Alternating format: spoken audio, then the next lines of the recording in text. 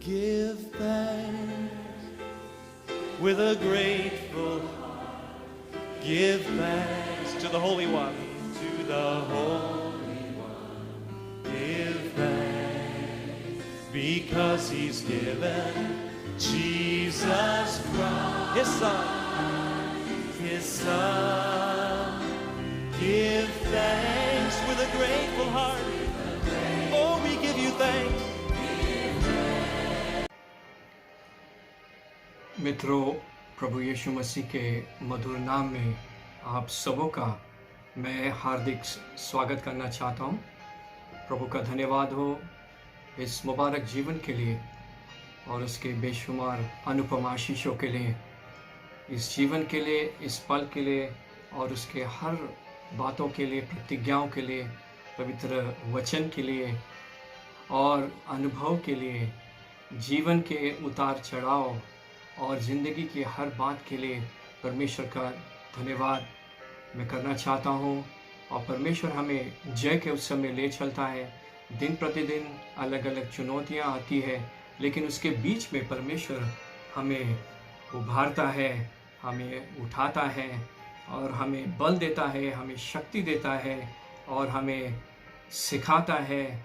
और इन अंतिम दिनों में परमेश्वर हमारे सारी ज़रूरत को पूरा करता है। प्रभु का धन्यवाद हो उसके प्रेम के लिए, उसके अनुग्रह के लिए और हर बात के लिए परमेश्वर का मैं धन्यवाद करना चाहता हूँ।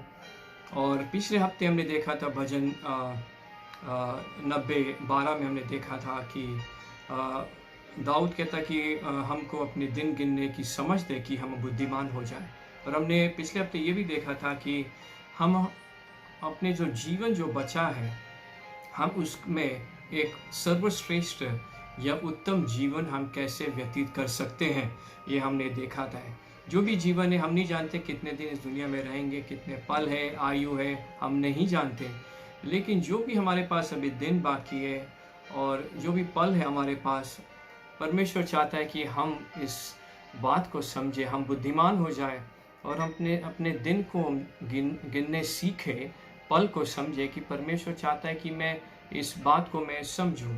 और बहुत महत्वपूर्ण वचन हमने देखा था मत्ती 6:33 में, इसलिए तुम उसके राज्य और धर्म की खोज करो तो ये सब वस्तुएं तुम्हें भी मिल जाएगी।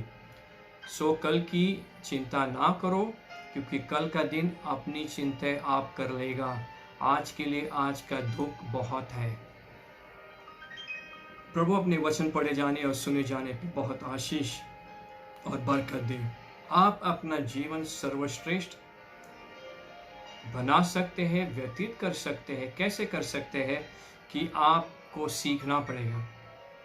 सीखने के लिए आप कभी बूढ़े नहीं होते। आप ये नहीं कह सकते मैं अभी बहुत बूढ़ा हो चुका, मैं 60-70 साल का हूँ, मैं नहीं सीख सकता हूँ। नहीं, लेकिन हमने ये भी देखा है पिछले समय कि हमारा जीवन एक डॉलर बिल के समान है और हम अपनी इच्छा अनुसार उसको खर्च कर सकते हैं, लेकिन आप केवल उसको एक बार ही खर्च कर सकते हैं। $1 बिल एक ही बार खर्च कर सकते हैं। और वास्तव में दो तरीके हैं, आप उसको खर्च कर सकते हैं, उसको आप बर्बाद कर सकते हैं, या उस पैसे को आप निवेश कर सकते हैं। और ये जीवन के साथ यही सिद्धांत हम लागू कर सकते हैं कि चाहे आप युवा हो या बुजुर्ग हो, 6 साल के हो या 60 साल के हो, स्वास्थ्य हो या धनी हो, दंडित हो या गरीब हो, आपके जीवन का बाकी हिस्सा जो है, आप अपने जीवन को सर्वश्रेष्ठ बना सकते हैं। बाकी हिस्से को आप सर्वश्रेष्ठ बना सकते हैं। और इसलिए परमेश्वर हमें स्पष्ट रूप से कहता है कि पहले चीज़ें पहले, सर्वप्रथम प्रभु यीशु मसीह को कहीं जगह देना या कहीं कहना हाँ मेरा दिल का वो है, मैं नहीं, पूरे तौर से उसको हर स्थान में, हर निर्णय में, हर पल में, हर क्षण, और इसमें हम शुरुआत से ही हम लगातार उसको प्रथम स्थान दें। लगातार पहले चीज़ों में हम उसको प्रथम स्थान दें। जीवन पूरे तौर से बदल जाएगा। आज लोगों का जीवन परिवर्तित क्यों नहीं है? क्योंकि वो परमेश्वर के विषय में उनकी ऐसी तस्वीर है, ऐसे सोचते कि परमेश्वर सिर्फ मुझे देता रहे, मैं उसकी बात नहीं मानूंगा, मेरी बात उसको मानना है। जो भी मैं मांगूंगा उसको मुझे देना है। तो ये गलत तस्वीर है। और वो परमेश्वर को ऐसा सोचते हैं कि बस मेरी सारी मर्जी जो है, मेरी इच्छाएं वो पूरा करता रहे, लेकिन मैं अपने जीवन को अपने हिसाब से व्यतीत करूंगा। मैं अपने जीवन को अपने हिसाब से मैं उसको अपने समय अनुसार मैं देखूंगा। अगर मेरे पास समय है, मेरे पास पैसा है, सब कुछ है, तो मैं देखूंगा। मेरे पास अगर टाइम है, मैं बहुत व्यस्त हूँ, मैं बहुत बिजी हूँ, मेरे पास अभी टाइम नहीं है। तो ऐसे बहाने और ये धोखे का जो जीवन है, ये लोग जो है ऐसे प्रकार के जो लोग हैं, ज़्यादा दिन ये लोग नहीं रह पाते। धीरे धीरे वो खिसकते जाते और परमेश्वर से दूर हो जाते हैं, क्योंकि इनके जो भावनाएं हैं, इनके जीवन का जो मकसद है वो प्रभु नहीं है। वो सिर्फ चाहते कि उसको वो देता रहे। तो हमारी प्राथमिकताएं जो है उसको निर्धारित करना, सेट प्रायोरिटीज राइट, और सारी बातें इस पे निर्भर है। और हम जीवन क्रम में अगर हमारी प्राथमिकताएं जो अगर सही नहीं है, तो कुछ सही चीज़ें नहीं हो सकती। आज लोगों के पास उनके प्राथमिकताएं जो है वो है पैसा, इसको मिलना, उसको मिलना, ये करना, नाच गाना, ये करना, वो करना, आखिर में कहीं मिल जाता है। तो परमेश्वर को खुश करने के लिए थोड़ा सा समय हाजिरी लगा के उसके बाद सोचते हैं कि मैंने बहुत बड़ा एहसान परमेश्वर पे किया है और मुझे अभी परमेश्वर की ज़रूरत नहीं। जब ज़रूरत होगी, जब समस्या होगी, तब मैं परमेश्वर के पास आऊँगा। ऐसे लोग जब आते हैं परमेश्वर के पास, बहुत निराश होके लौट के चले जाते हैं, क्योंकि परमेश्वर के हाथ हम मरोड़ नहीं सकते, उसको हम गुमराह नहीं कर सकते। परमेश्वर को अपने जीवन में प्रथम स्थान देना है। हमें उसके उस राज्य की तलाश करना है। राज्य जो राजा है उसकी तलाश करना, सक्रिय रूप से उसको पीछा करना और जीवन के हर दिन परमेश्वर की तलाश करना। इसका मतलब है कि हम पहले राजा जो प्रभु यीशु मसीह है, हम उसको अपने जीवन में उसको ग्रहण करना और उसकी बातों को मानना, और बिना राजा के राज्य हो नहीं सकता। तो प्राथमिक बात है कि प्रभु यीशु मसीह को जानना, पहचानना, स्वीकार करना और उसके अनुसार जीवन के अनुसार चलना बहुत महत्वपूर्ण है। परमेश्वर के कोई पसंदीदा लोग नहीं है, लेकिन जो उसको सच्चे मन से उसके पास आते हैं, परमेश्वर उनसे वो प्यार करता है। चाहे वो अमीर हो, गरीब हो, शिक्षित हो, अशिक्षित हो, कोई भी हो, उससे मतलब नहीं है। लेकिन वो चाहता है कि जो उसके लिए भूखे और प्यासे हैं, परमेश्वर उनसे वो प्रेम करता है। जो उसको खोजते हैं, जो उससे प्यार करते हैं, जो जिनके जीवन में जिज्ञासा है, इच्छा है, वो चाहते हैं कि परमेश्वर उनको वो प्यार करता है। और उसके बाद हमने ये भी देखा है कि पहले चीज़ जो है, परमेश्वर के पूरे तौर से अपने प्रमुखता, और चाहता है कि उसको ना प्रमुखता लेकिन पूर्वता, पूरे हुकूमत चाहता है, पूरे हुकूमत वो परमेश्वर चाहता है। जीवन का पहला क्षण, हफ्ते का पहला दिन, अपने तनख्वाह का पहला दशमांश, और अपने कलीसिया में जाना, पवित्र शास्त्र बाइबल का अध्ययन करना, ये सारे जो बातें हैं, स्तुति, आराधना, हर चीज़ में प्रथम स्थान वो चाहता है। और वो चाहता है कि हमारे दिल के गद्दी पर राज करना, हमें उसको आमंत्रित करना है, वो हमारे दिल पे रहे। तो उसका अनुशासन जो है, उस अनुशासन में हमें जीना है। और एक महत्वपूर्ण बात हम देखेंगे कि व्यक्तिगत शुद्धता, ना केवल हम उस राज्य की तलाश करें, लेकिन हम उसकी धार्मिकता की तलाश करें। हम धार्मिकता के पीछे हमें चलना है।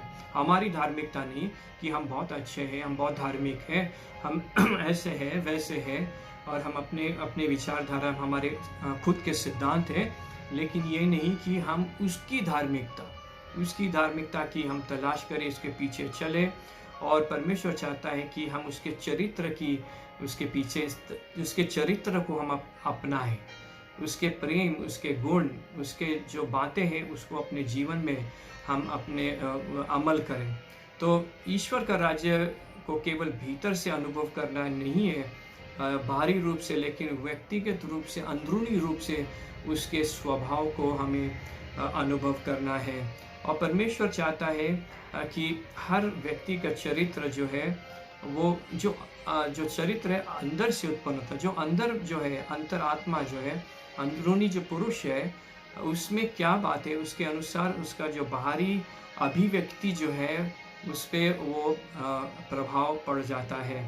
तो हमने देखा है कि हमेशा आस्था हमेशा अपने फल से दिखाई जाता है। जो विश्वास है, चरित्र को हमेशा उसके आचरण से देखा जाता है। ये बहुत महत्वपूर्ण है।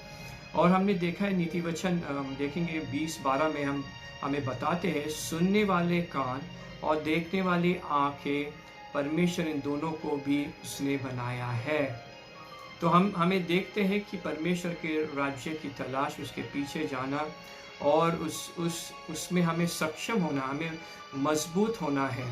और यीशु ने मत्ती 5:6 में लिखा है, वे धन्य हैं जो धार्मिकता के भूखे और प्यासे हैं, क्योंकि वो भरे जाएंगे। उसकी धार्मिकता, हमारी धार्मिकता नहीं है, लेकिन जो उसके धार्मिकता के लिए भूखे और प्यासे हैं, क्योंकि वो भरे जाएंगे, वो तृप्त किए जाएंगे, वो आसूदा किए जाएंगे। तो आपको सही होने के लिए आपको क्या करना है कि परमेश्वर को, उसको करीब जानना है। परमेश्वर आपके लिए क्या कर सकता है?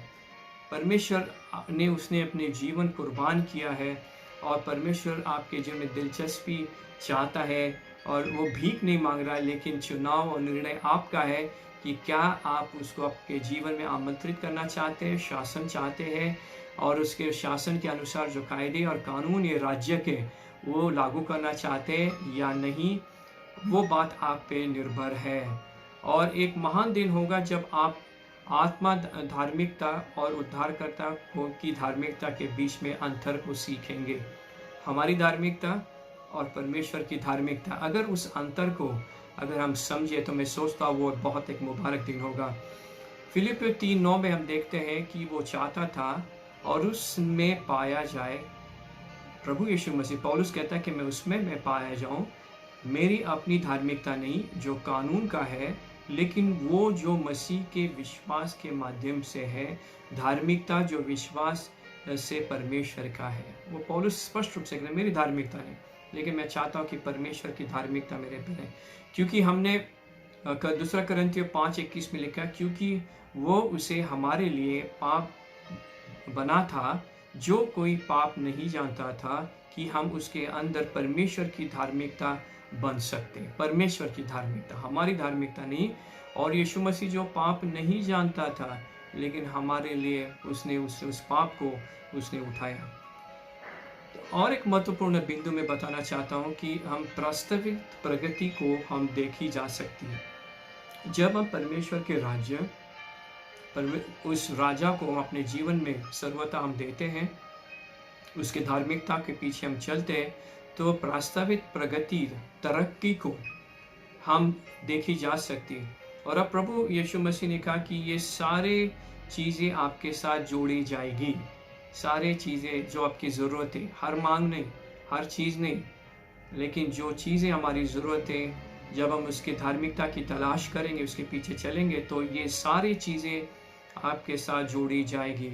और परमेश्वर ने कुछ चीज़ों का जिक्र किया है। 19 में हमें बताया है कि कर रहे हैं कि जिसके बारे में लोग चिंता करते हैं, हम सब चिंता करते हैं, कल का कैसे होगा, क्या होगा।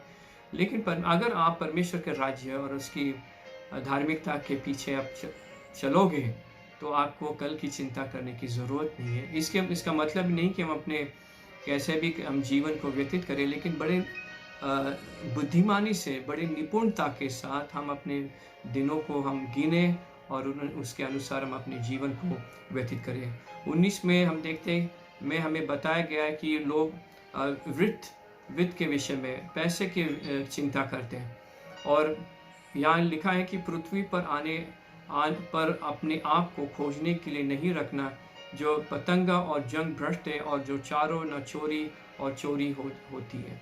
तो हमें पैसे की, वित्त के विषय में हम चिंता ना करें। और 25 वचन में हम देखा गया है कि बहुत से लोग भोजन की चिंता करते कि कल हम क्या खाएंगे, क्या पिएंगे। और इसमें यही लिखा है कि इसलिए मैं तुमसे कहता हूँ कि अपने जीवन के विचार मत करो कि आप क्या खाओगे या क्या पियोगे, और ना तुम्हारे शरीर के लिए क्या तुम डालोगे।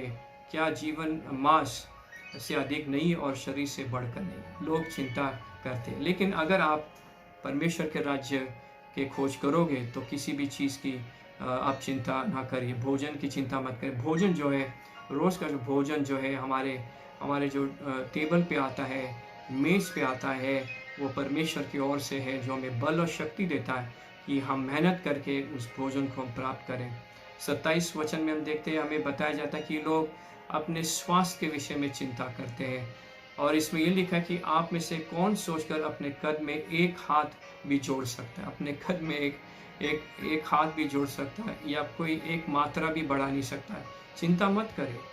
28 में हम देखते हैं कि हमें बताया कि लोग अपने तौर तरीके, अपने पहनाव के विषय में चिंता करते हैं। और 28 में हमने पढ़ते हैं कि और तुम क्या राय लेने की सोचो, क्षेत्र के जो पक्षियां हैं, जो फूल है, वो कैसे बढ़ते, कैसे तो टोलते, ना कुछ उनके लिए है, लेकिन वो बड़े आसानी के साथ हम देखते हैं वो जी पाते हैं। और 32 में हम देखते हैं कि सभी चीज़ों की हमें ज़रूरत है, इसलिए 32 में लिखा है, इन सब चीज़ों के बाद ये कहते हैं अन्य जाति लोग तलाश करते हैं। अन्य जाति मतलब जो प्रभु यीशु मसीह को नहीं जानते, वो ऐसे चिंता में पड़े रहते हैं। लेकिन मुबारक है वो लोग जो प्रभु यीशु मसीह को जानते हैं, जो उसकी तलाश करते हैं, उसके राज्य और धार्मिकता के खोज में हैं। वो लोग इस चिंता में नहीं रहेंगे। इन सारे बातों से वो परमेश्वर पे भरोसा रखेंगे कि परमेश्वर मेरे सारे ज़रूरत को वो पूरा करेगा।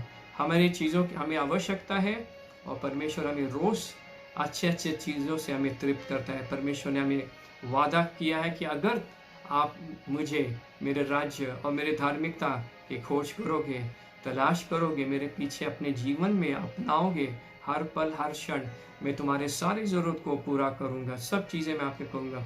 तो कहने का मतलब ये कि परमेश्वर कहता है कि मैं कुंभार हूँ और तुम मिट्टी हो। हम मिट्टी है, हम क्या है? हम मिट्टी से बनाए गए। मानव आया मिट्टी से और मिलेगा मिट्टी में। क्या अपने शेष जीवन को अपने जीवन का सर्वश्रेष्ठ बनाना चाहते हो? यह प्रश्न है। तो शेष जीवन है, जो बाकी जीवन है, क्या आप चाहते हो कि उस जीवन को मैं एक उत्तम जीवन जीऊँ, एक सर्वश्रेष्ठ जीवन जीऊँ, और मैं इस जीवन में खुशी के साथ अपने जीवन को व्यतीत करूँ? जबकि आसपास हम देखते हैं बहुत परेशानी है, और दिन प्रतिदिन परिस्थिति खराब होती जा रही है, और लोगों को चिंता नहीं, लोगों के पास नौकरियां नहीं है, तनख्वाही नहीं आ रही है, और बहुत से समस्या आ रही है। परमेश्वर ने जो बटन दबाया है कि सारी चीज़ें उथल पुथल हो गई है, और लोग जो है बेबस हालत में है, गमगीन है, कुछ समझ में नहीं आ रहा है। सरकारें ने अपने घुटने टेक दिए। कोई इंसान जो है, कोई राजा या कोई रानी या कोई कुछ नहीं कर पा रहा है। परमेश्वर ने सारे परिस्थिति को बदल दिया है, क्योंकि उसने अपने वचन में जो भविष्यवाणी की है वो पूरी होती जा रही है। हम अपने आँखों से देख रहे हैं, हम उसको महसूस कर रहे हैं, अनुभव कर रहे हैं। और परमेश्वर इस जीवन में भी, इस श्रेष्ठ जीवन है, उसको हम सर्वश्रेष्ठ, जो शेष जीवन है उसको हम सर्वश्रेष्ठ बना सकते हैं। दुख तकलीफ और पीड़ाओं के बीच में भी हम एक सर्वश्रेष्ठ जीवन हम जी सकते हैं। और यीशु मसीह को अपना प्रभु अपनाइए, प्रथम स्थान, सर्वता, प्रभुता उसको अब दीजिए पूरे तौर से। ना केवल ज़रूरत के लिए नहीं, लेकिन पूरे दिल से, पूरे मन से, जी और जान से उससे आप प्रेम करिए। मैं आपको बताना चाहता हूँ, ना केवल ये चीज़ों प्राप्त करने के लिए मैं नहीं कह रहा हूँ, लेकिन सच्चे मन से वो जो उद्धार जो प्रभु ने दिया है ना, उसके लिए हम धन्यवाद करें। सर्वप्रथम जो उद्धार जो केवल प्रभु यीशु मसीह के द्वारा, उसके लिए धन्यवाद करें। बाकी चीज़ों के लिए वो प्रभु दे देगा, हमारी ज़रूरत को पूरा करेगा, हमें वो बल और शक्ति देगा ताकि हम जाके काम करें, मेहनत करें, और उस मेहनत पे परमेश्वर बरकत दे, और फिर हम उसका आनंद लें कि परमेश्वर ने मुझे बल और शक्ति दी कि मैं नौकरी कर सकूं, व्यवसाय कर सकूं, मेहनत कर सकूं, और परमेश्वर हमें दे सकता है। तो आप अपने जीवन को, प्रभु को अपने जीवन में अनुमति दीजिए, उसको रोकिए मत। आप रोकोगे तो नुकसान पाओगे, और लेकिन मर्जी आपकी है, चुनाव आपका है। आपको चाहिए, आप चाहते हो कि वो आपके जीवन में आए, लेकिन उसके बाद उसकी धार्मिकता, उसका अनुशासन और उसके राज्य के बातें हमें उसको खोज, उसकी तलाश करनी, उसके पीछे हमें सक्रिय होना है, तभी तो आशीष आएंगे, वरना नहीं आएंगे। सिर्फ मुंह से कहने से नहीं होगा, लेकिन उसका अनुशासन जो है, राज्य का जो अनुशासन अगर पालन नहीं होगा तो सब व्यर्थ है। और परमेश्वर चाहता है कि हम हर पल उसमें जिए और उस पर अपना ध्यान रखें। प्रभु आप सबको बहुत बरकत और आशीष दे। और मेरी यही नम्र विनती है और प्रार्थना है कि आप जो है आपका जीवन सर्वश्रेष्ठ बना सकते हैं।